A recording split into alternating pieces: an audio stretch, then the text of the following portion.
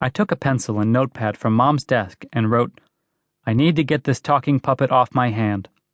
Then I drew little arrows out from the problem the way Dad does, pointing to possible solutions. Arrow.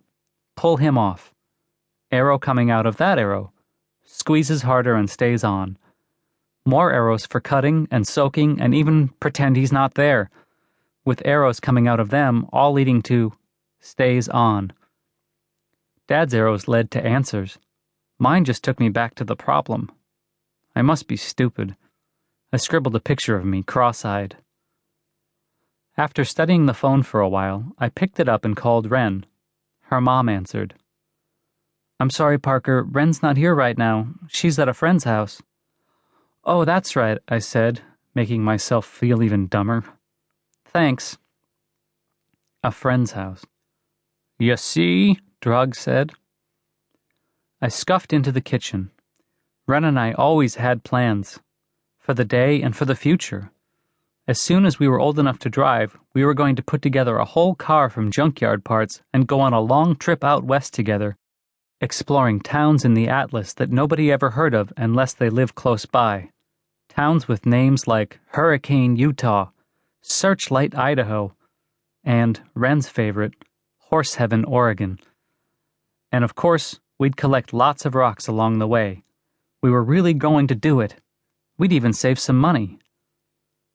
I made a bologna sandwich and got mustard on my shirt.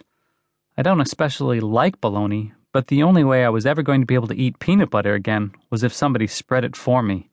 Pathetic. Now what? If Wren wasn't home, maybe I could at least go over and hang around her dad's shop, even if all I could do was watch. I missed the smell of fresh sawdust and turpentine and hot chocolate in the shop. The easy quiet while we worked or figured something out, and the feel of fresh-cut wood. I wasn't sure I could face Mr. Rivera, though. He always called Wren mi corazon, his heart. What if he thought I was doing something on purpose to upset her? He'd be mad at me, too, and I couldn't take that. "So what am I going to do all afternoon?" I said out loud. "Well, something, I hope," Drog said, "or I shall scream with boredom." "You? Am I supposed to feel sorry for you? Whose fault do you think it is I can't do anything anyway?" "You want me to answer that?" It was still raining out, but I couldn't stand to stay home another minute. I hauled myself upstairs to my room and fished out $3 from the money jar in my dresser. Then I took out another $2. I wormed into my jacket, tugged the left sleeve down over Drog, and headed for Cheapers downtown. They advertised paperbacks, comics, games, and 1,000 used videos and DVDs. Great selection. Maybe I could at least get something to keep Drog busy so I could feel sorry for myself in peace. The musty smell of old comics hit my nose the minute I walked into the store. I glanced around. I was the only one in there except for an old man I didn't know who was browsing through the comics.